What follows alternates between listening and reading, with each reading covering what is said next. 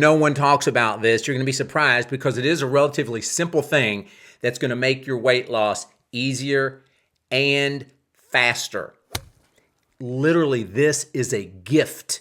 We don't see it like a gift, but it's a gift. I remember my wife was wanting to lose some weight. She'd gotten on the heavy side of where she likes to be, and she decided, I'm not going to eat anything after 8 o'clock. She put the time at 8 o'clock.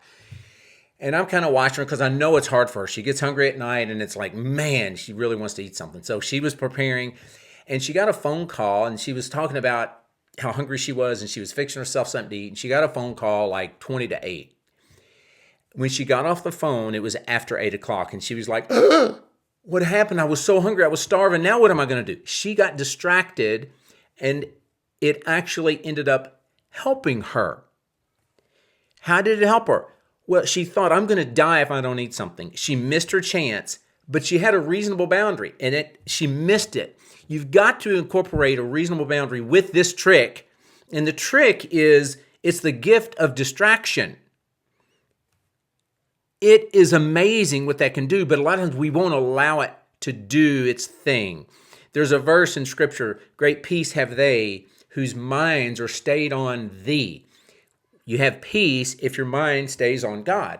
It's like, well, okay, what do you do with that? Well, you can choose. You can choose to have peace by where your mind goes.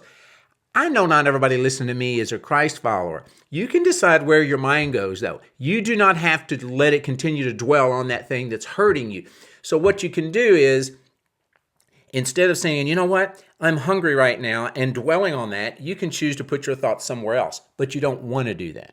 See, we don't want that distraction because we feel like we're cheating ourselves. Now, this is important.